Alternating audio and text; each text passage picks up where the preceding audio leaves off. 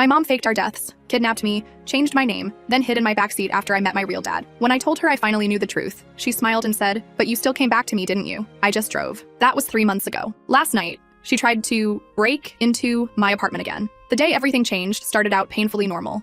I was on my way to work, running late, sipping coffee that tasted burnt, scrolling through notifications at red lights. Then a call came in from an unknown number. I almost didn't answer. I wish I hadn't. "Is this Maya?" I paused. "Yes, this is Officer Delgado. I think we have some information about your family you may want to know." That sentence split my life into two. He told me a woman had been arrested in a welfare fraud case. They'd raided her home, found documents like birth certificates, IDs, medical records, all tied to names I recognized. One of them was my mother, but not the name I knew her by, her real name. And apparently, my real name wasn't Maya. I laughed, not because it was funny, because it didn't compute, like hearing someone say the sky was red. I told him there had to be a mistake. My parents were middle class, boring, normal people. They paid taxes, went to church, and watched cable news. But then he read my childhood address, my real and fake social security numbers. And suddenly, the woman I called Mom had never legally existed. Officer Delgado told me to come in and give a statement as they were looking for my mother. I decided to swing by her place first. On my way there, I called her 6 times. No answer. I texted, "Call me now. It's important." Nothing. I ended up outside her house an hour later. There was police tape across the front yard. The lights were off. The driveway was empty. I went in through the back door because I knew she always forgot to lock it. Every photo was gone. Not a single frame left on the walls. It was like she had evaporated. I called my aunt,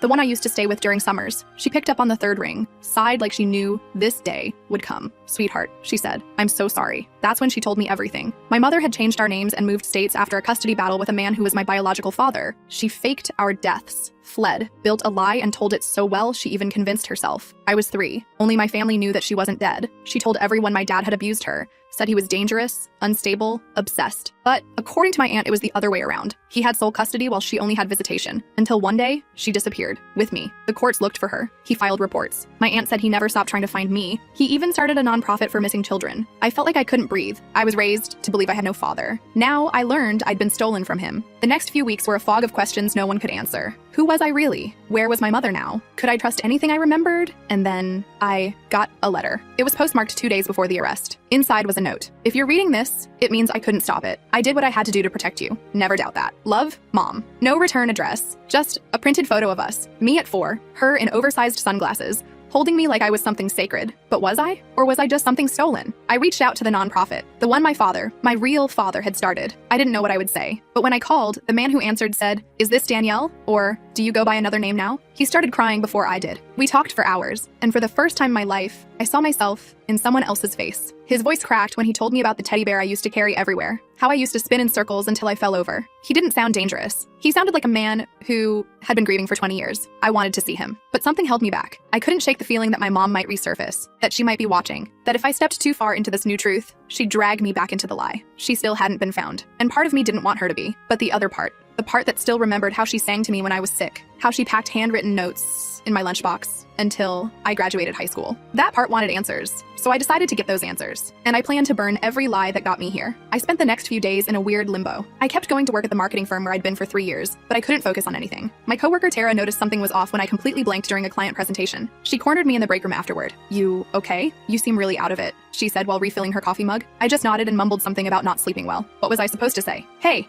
turns out my whole life is a lie and my mom kidnapped me as a toddler? Yeah, no. That night I dug through my apartment looking for anything that might give me clues about my past. I found an old shoebox full of childhood mementos my mom had given me when I moved out. Report cards, drawings, birthday cards. I stared at my kindergarten school photo. The little girl smiling back at me was named Maya Wilson, except she wasn't. She was Danielle Harmon. I didn't even know who that person was. I called in sick the next day and drove to the police station to meet with Officer Delgado. The station was busy, phones ringing everywhere. I sat in a hard plastic chair for almost an hour before he came out to get me. He led me to a small room with no windows and pulled out a thick folder. "We found these in the raid," he said, sliding several documents across the table. My hands shook as I looked through them. My original birth certificate, my social security card, newspaper clippings about our tragic deaths in a supposed car accident, court documents showing my father had full custody, police reports my mother had filed claiming abuse, all dismissed for lack of evidence. "Your mother was very thorough," Officer Delgado said. "She created new identities for both of you. We're still trying to track down all the false documentation." I felt sick. "Have you found her yet?" He shook his head. "No sign of her. She cleared out her bank accounts 2 days before the raid. We think she was tipped off somehow." I left the station with copies of everything, sat in my car for 20 minutes just staring at the steering wheel. Then I drove to my Aunt Patty's house. I needed more answers. Aunt Patty lived in a small house about 40 minutes outside the city. I'd always thought she was my mom's sister, but now I wasn't sure of anything. She opened the door before I even knocked, like she'd been watching for me. "I figured you'd be back," she said, leading me to her kitchen table. I spread out all the documents. "Tell me everything. No more lies." Aunt Patty wasn't actually my aunt. She was my mom's cousin, who helped her disappear with me. She told me how my mom had been diagnosed with some kind of personality disorder years ago, but refused treatment. How she became obsessed with the idea that my father was going to hurt me, despite zero evidence. How she planned our deaths for months. "Your father was a good man, Maya. I mean, Danielle," she said, correcting herself. "He never hurt either of you. Your mother convinced herself of things that weren't real." I asked her why she helped my mom if she knew it was wrong. "She threatened to hurt herself if I didn't," Aunt Patty admitted. "And I was worried about what she might do to you if she felt cornered." That night, I couldn't sleep. I kept thinking about my father, my real father, and what he must have gone through. 20 years thinking his daughter was dead. I pulled up the website for his nonprofit on my phone, Finding Hope, Reuniting Families. There was a photo of him on the About page, Richard Harmon. I had his eyes, his smile too. The next morning, I called the nonprofit again. A woman answered, this time introduced herself as Melissa, the office manager. I asked to speak with Richard Harmon. My voice cracked when I said his name. "May I ask what this is regarding?" she asked. Tell him it's Danielle." There was a long pause, then some muffled conversation. A minute later, I heard his voice again. "Danielle, is it really you?" We talked for almost 2 hours. He told me about the day I disappeared, how he'd picked me up from preschool and my mom was supposed to have her weekend visitation. He dropped me off at her apartment, and that was the last time he saw me. By Monday, when I didn't return, both of us were reported missing. 2 weeks later, a car registered to my mom was found in a lake. 2 bodies were supposedly inside, but they were too damaged to identify properly. It was all staged. "I never believed you were dead," he said. Something never felt right about it. He asked if we could meet, said he lived about 3 hours away in the next state. I agreed to drive up that weekend. We set a time and place, a restaurant called Milo's near his home. I hung up, feeling both excited and terrified. That night, someone broke into my apartment. I came home from work and immediately noticed the door wasn't locked properly. Inside, nothing seemed missing, but things were slightly moved. My laptop was open when I'd left it closed. The shoebox of childhood mementos was in a different spot. I called the police, but they didn't find any evidence of forced entry. They suggested I might have forgotten to lock up properly. But I knew my mother had been there. I stayed at a hotel that night, too freaked out to sleep in my apartment. I didn't tell Richard about it when he texted to confirm our meeting. I didn't want to scare him off before we even met. Saturday morning came, and I got in my car to drive to meet my father. Every mile marker made my heart hit faster. What would I say to him? What would he say to me? Would we have anything in common? Would he be disappointed in who I'd become? I stopped for gas about halfway there. While the tank was filling, I went inside to grab a bottle of water. When I came back out, I noticed a car parked on the other side of the station. A woman with sunglasses and a baseball cap was watching me. She quickly looked away when I noticed her. My stomach dropped. It looked like my mom. I quickly finished pumping gas and got back in my car, locking the doors immediately. When I looked again, the woman and her car were gone. Maybe I was just being paranoid. Maybe everyone was starting to look like my mom now. The rest of the drive, I kept checking my rearview mirror. Every car that stayed behind me for more than a few minutes made me nervous. By the time I pulled into the restaurant parking lot, my hands were shaking. I sat there for a few minutes, trying to calm down. Then I saw him walking toward the entrance. Richard Harmon, my father. He was taller than I expected, with gray at his temples and the same nose I saw in the mirror every day. I got out of my car and stood there, frozen. He turned, somehow sensing me. Our eyes met across the parking lot, and for the first time in my life,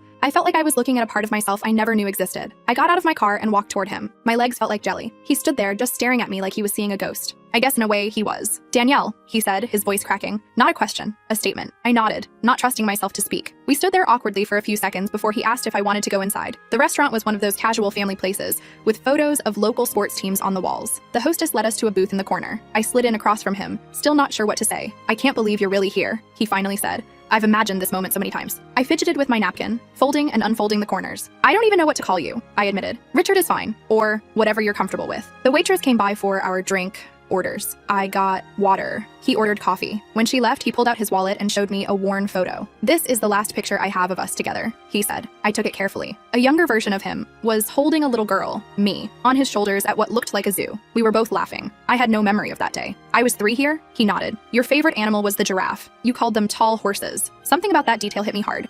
It felt real in a way nothing else had so far. I handed the photo back, blinking fast to keep from crying. We ordered food, but I barely touched mine. Richard told me about my early childhood. How I loved strawberry ice cream, but hated strawberry milk. How I had an imaginary friend named Buster, who was a talking frog. How I insisted on wearing my Halloween costume, a bumblebee, for 2 weeks straight until he finally had to wash it while I was asleep. "What happened between you and my mom?" I finally asked. His face changed. He set down his fork. "We met in college, got married young, had you right away. Things were good at first, but then," he paused. "Your mother started changing, becoming paranoid. She'd accuse me of things I never did. Following her, checking her phone, talking about her to strangers. Did you ever hurt her?" I had to ask. "Never," he said firmly. "I swear to you, Danielle, I never laid a hand on her." I tried to get her help. She was diagnosed with delusional disorder, but she refused to stay on medication. She became convinced I was going to take you away from her permanently. But you had custody? He nodded. The court gave me primary custody because of her instability. She had visitation every other weekend. I never tried to keep you from her. I wanted you to have your mother in your life. The more he talked, the more I believed him. He wasn't what my mother had described all these years. He wasn't a monster. He was just a dad who lost his daughter. After lunch, we walked around the small downtown area. It was awkward at first, but gradually became more comfortable. He showed me pictures of his life now. He'd remarried 10 years ago to a woman named Elaine. They didn't have children together, but she had a son from a previous marriage who was now in college. Elaine knows all about you, he said.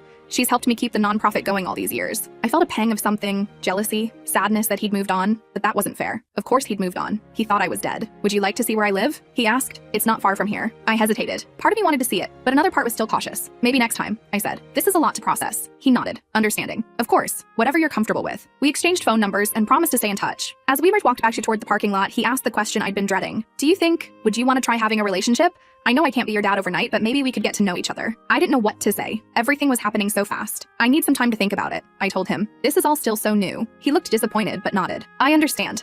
I've waited 20 years. I can wait a little longer. We reached my car and he awkwardly opened his arms, asking without words if a hug was okay. I stepped forward and let him embrace me. It felt strange, but also somehow familiar, like a memory my body remembered even if my mind didn't. Drive safe, he said as I got into my car. I nodded and started the engine. As I adjusted my rearview mirror, I nearly jumped out of my skin. Someone was crouched in my backseat. My mother sat up, pulling off a baseball cap and sunglasses. Drive, she said. Just drive normally. Don't make a scene. My heart hammered in my chest. I looked out the window. Richard was still standing there, watching me with a smile. I forced myself to smile back and wave as I pulled out of the parking space. What are you doing? I hissed once we were on the road. You scared me half to death. I had to see you, she said. I've been following you. I saw you with him. I gripped the steering wheel so tight my knuckles turned white. For the first time in my life, I was afraid of my mother. She looked different, thinner, with dark circles under her eyes and her hair dyed a different color. Turn left at the next light, she instructed. Mom, I'm not going anywhere with you. You lied to me my entire life. I protected you, she snapped. Everything I did was to keep you safe from him. He's not dangerous, I said. You are. You kidnapped me. You faked our deaths. Do you have any idea how messed up that is? She leaned forward from the backseat. Pull into that gas station. We need to talk. I did as she asked, partly because I was too shocked to argue, and partly because I didn't want to have this conversation while driving. I parked in a corner spot away from the pumps. Maya, listen to me, she said,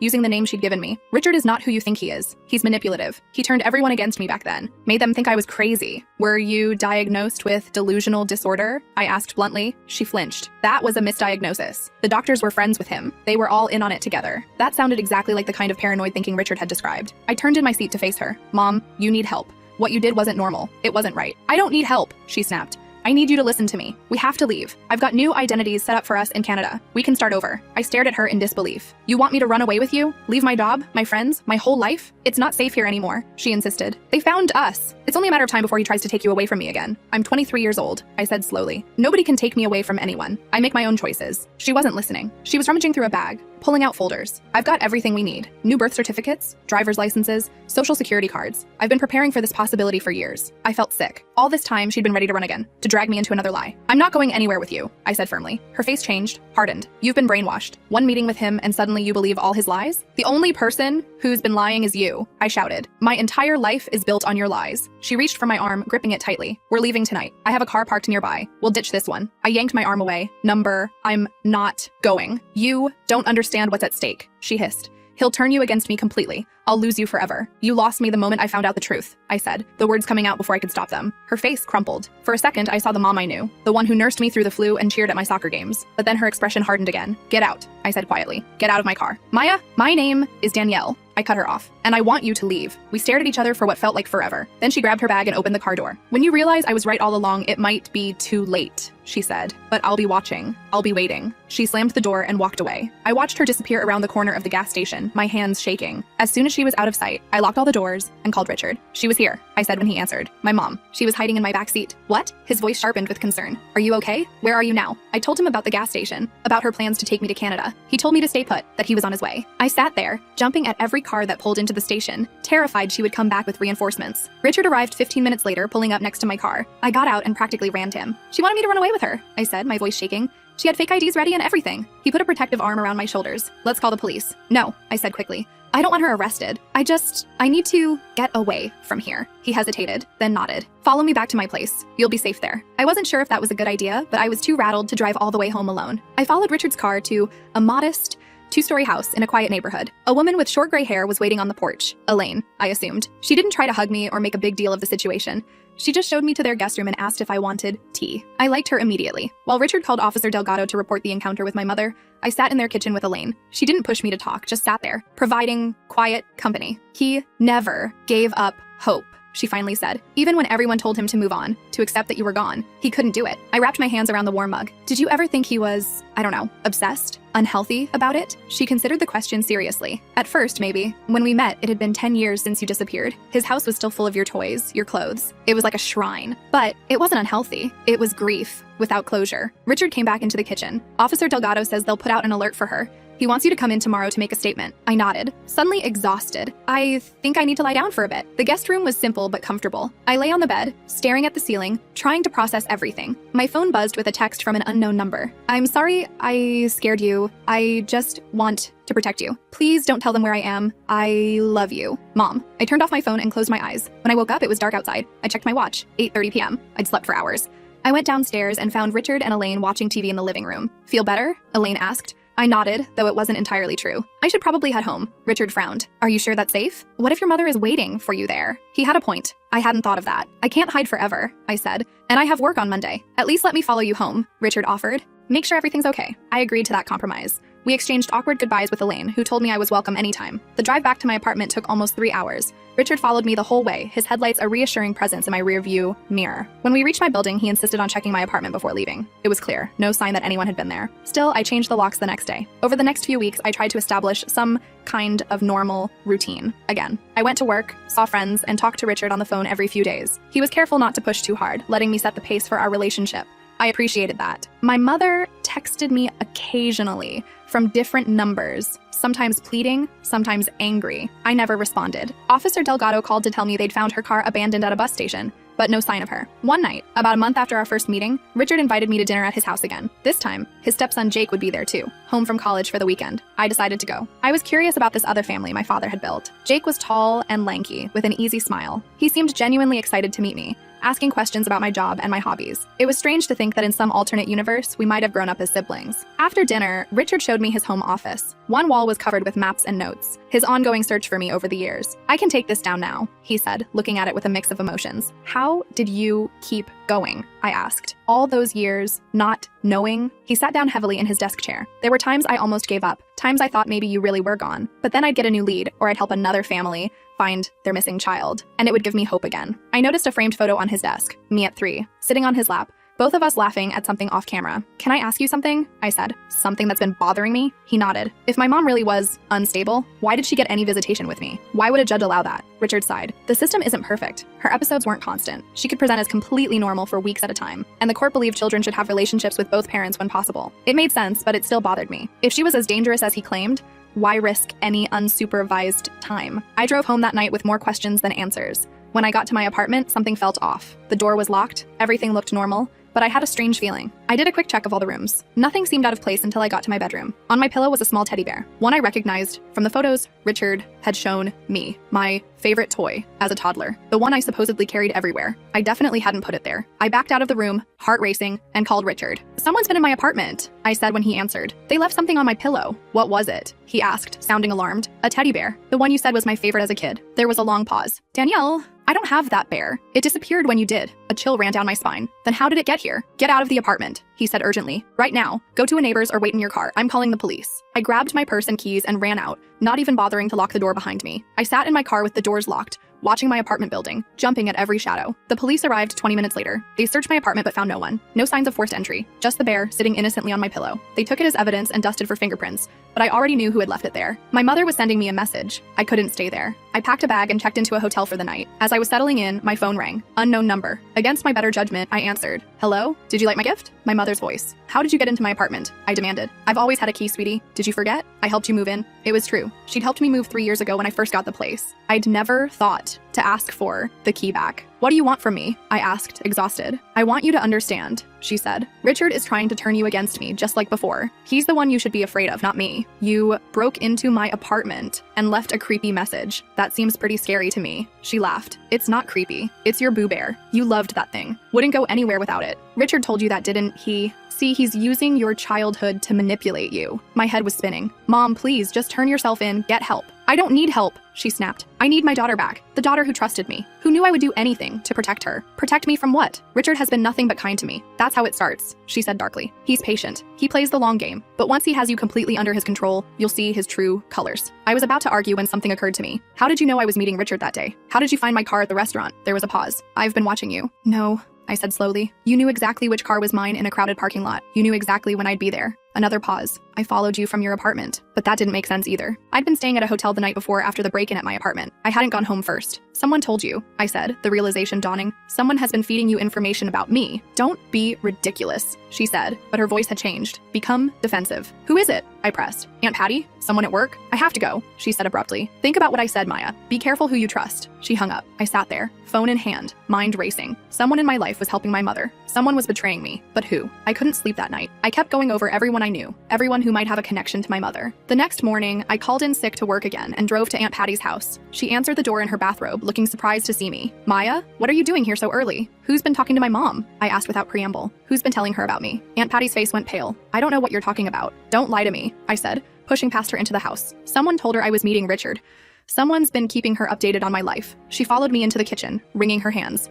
Maya, please, you're upset. Let me make you some tea. Stop calling me Maya, I shouted. That's not even my real name. She flinched. I'm sorry. It's hard to switch after all these years. I took a deep breath, trying to calm down. Just tell me the truth. Have you been in contact with my mom? Aunt Patty sighed and sat down at the kitchen table. She calls me sometimes. I don't tell her much, I swear. But you told her about Richard? About me meeting him? She looked away. She was worried about you. She just wanted to know you were safe. I couldn't believe what I was hearing. Safe? She's the one who's dangerous. She broke into my apartment. She was hiding in my car. Your mother loves you, Aunt Patty said defensively. Everything she's done out of love. That's not love, I said. That's obsession. That's control. I left Aunt Patty's house feeling betrayed all over again. On the drive home, I called Richard and told him what I'd learned. I'm not surprised, he said. Your aunt was always loyal to your mother, even when she knew what she was doing was wrong. I don't know who to trust anymore, I admitted. You can trust me, he said. I know that's hard to believe right now, but I promise you, I only want what's best for you. I wanted to believe him, but my mother's words kept echoing in my head. Be careful who you trust. When I got back to my hotel room, I found a manila envelope that had been slipped under the door. My name, my real name, Danielle, was written on the front. Inside were photocopies of old documents, police reports, but not the ones Officer Delgado had shown me. These were reports my father had filed against my mother, but also reports my mother had filed against him. Restraining orders on both sides. Court transcripts that painted a much more complicated picture than either of them had told me. There was a note. There are two sides to every story. The truth is somewhere in the middle. Meet me tomorrow, 2 p.m., Riverside Park by the fountain if you want to know more. No signature. I didn't recognize the handwriting. I spent the night going through these documents, trying to piece together what really happened between my parents. It wasn't as clear-cut as either of them had made it seem. There were accusations on both sides, evidence that was inconclusive, witnesses with conflicting statements. By morning, I wasn't sure what to believe anymore, but I knew I needed more answers. I decided to go to the park meeting, but I wouldn't go alone. I called Tara from work and asked if she could come with me, making up a story about meeting a potential client who seemed sketchy. She agreed without hesitation. We arrived at the park early and found a bench with a good view of the fountain. Tara sat a little distance away, pretending to read a book while I waited. At exactly 2 p.m., a woman approached the fountain. She was in her 60s, with silver hair and a professional-looking pantsuit. I didn't recognize her. She looked around, spotted me, and walked over. Danielle? She asked. I nodded, cautiously. My name is Sandra Wilkins. I was your mother's attorney 20 years ago during the custody battle. I stared at her for a moment, trying to process this new development. Sandra sat down next to me on the bench, placing a thick folder between us. I've been following your case since the arrest, she said. I wasn't sure if I should get involved, but when I saw both your parents trying to contact you, I felt you deserved the whole truth. I glanced over at Tara, who was pretending not to watch us. Why should I believe anything you say? Everyone keeps telling me different versions of the same story. Sandra nodded like she expected this reaction. That's why I brought these. She tapped the folder. Original court documents, therapy notes, evaluations from social workers, not copies, not selected pieces, everything. I hesitated before taking the folder. Were you the one who left those documents at my hotel? Yes, I still have contacts who helped me find you. She straightened her blazer. I'm retired now, but I never forgot your case. It was complicated. That was an understatement. I opened the folder and started flipping through pages. There were psychological evaluations for both my parents. My mom's showed paranoid tendencies, but my dad showed controlling behaviors and anger issues. Neither of them is telling you the complete truth, Sandra said quietly. Your mother wasn't delusional, but she did have severe anxiety and paranoia. Your father wasn't abusive, but he was controlling and manipulative in ways that exacerbated her condition. I felt sick. So who had custody? Who was right? The court gave primary custody to your father because your mother's behavior was becoming erratic, but there were concerns about both parents. Sandra pointed to a document. This was the final custody arrangement. Your father had physical custody, but major decisions were supposed to be shared. I read through the document. It was exactly as Richard had told me, but there was more. Your father was instructed to ensure your mother received proper treatment during her visitations. He was supposed to facilitate her relationship with you, not undermine it. Sandra's voice hardened slightly. He didn't always follow that part. So he was trying to keep her away from me? Not exactly, but he would schedule activities during her visitation time or claim you were sick when you weren't. Sandra sighed. He wasn't a monster, Danielle. He was a concerned father who didn't trust your mother's stability, but his actions pushed her further into paranoia. I continued reading. Reports from supervised visits showed my mother was loving and appropriate with me. Notes from my father's therapist suggested he had trouble accepting the divorce and sharing custody. What happened the day she took me? I asked. Sandra's face grew somber. Your father had filed for full custody with no visitation rights for your mother. The hearing was scheduled for the following week. Your mother believed she would lose you completely, so she just took me, faked our deaths. I'm not justifying what she did, Sandra said quickly. It was wrong. Criminal. But she genuinely believed she was protecting you. I closed the folder, feeling overwhelmed. Why are you telling me all this now? Because both of them are still doing it, she said. Still trying to control the narrative, control you. You deserve to make your own choices based on the full truth. I thanked her for the documents and watched as she walked away. Tara came over looking concerned. You okay? Who was that? I shook my head. Just someone from my past. I'll explain later. That night, I went through every document Sandra had given me. The picture that emerged wasn't black and white. My mother had mental health issues she refused to fully address. My father used those issues against her in court while presenting himself as the perfect parent. They both loved me, but they were both deeply flawed people who brought out the worst in each other. I called Richard the next morning. We need to talk. He agreed to meet me at a coffee shop halfway between our homes. I arrived first and got a table in the corner. When he walked in, I noticed he seemed nervous, glancing around like he expected to see my mother, lurking somewhere. Is everything okay? He asked as he sat down. I placed Sandra's folder on the table. I met with your former attorney yesterday. His face went pale. Sandra contacted you? She gave me the complete court records, I said. Not just the parts that make you look good. Richard's jaw tightened. Sandra always had a soft spot for your mother.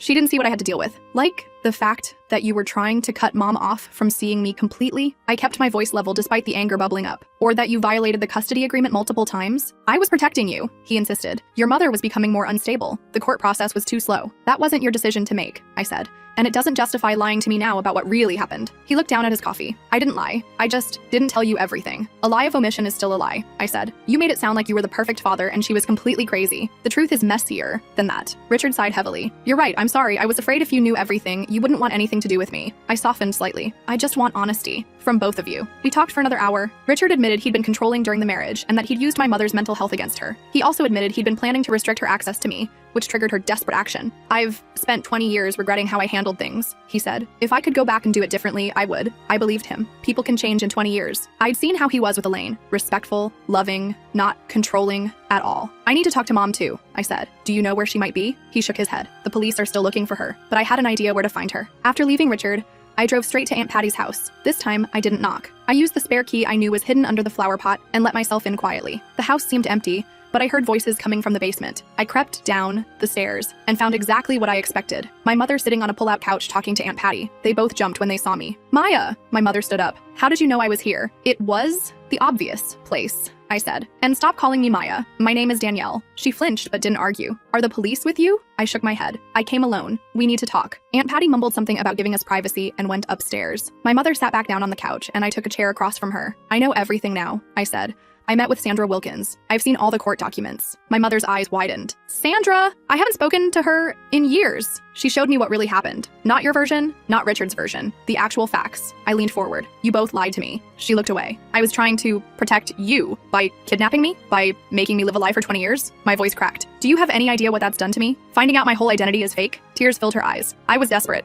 Richard was going to take you away from me completely. Because you refused to get proper treatment, I said. You had mental health issues you wouldn't address. That's not true. I was seeing a therapist. Taking medication. Inconsistently, I countered. The records show you'd stopped taking your meds. Miss appointments. You weren't doing what you needed to do to be a stable parent. She had no response to that. And now you're doing the same thing, I continued. Breaking into my apartment, hiding in my car, trying to convince me Richard is dangerous when he's not. You're still refusing to see that you're the one who needs help. My mother started crying in earnest now. I just didn't want to lose you again. You never lost me the first time, I said more gently. Richard wasn't perfect, but but he wasn't trying to keep me from you. He was trying to make sure you were stable enough to be around me. We talked for hours. Really talked, maybe for the first time ever. She admitted she'd stopped taking her medication shortly before the custody battle escalated. She admitted the paranoia had taken over, convincing her Richard was out to destroy her. I believed it so completely, she said. Even now, part of me still believes he's manipulating you. He's not, I assured her. He's just a dad who missed his daughter. And yes, he made mistakes, too, big ones. But kidnapping me wasn't the answer. By the end of our conversation, I'd convinced her to turn herself in. The charges were serious. Kidnapping, identity fraud, faking deaths for insurance money. But with Sandra's help,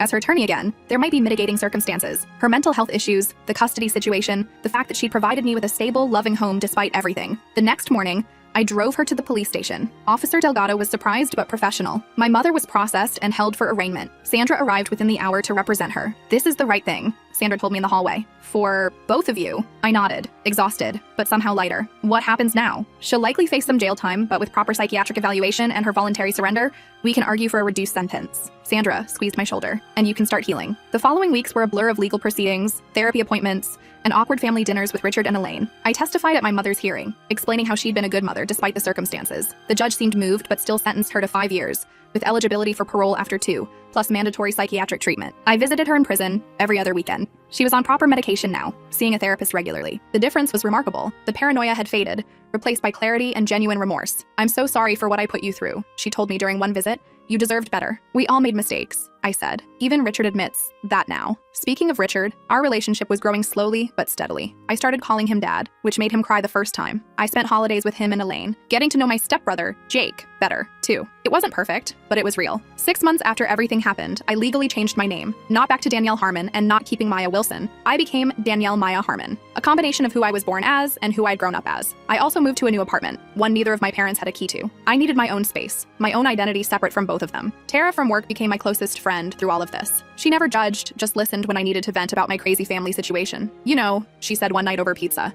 most people just have regular family drama, like arguing over Thanksgiving dinner or whatever.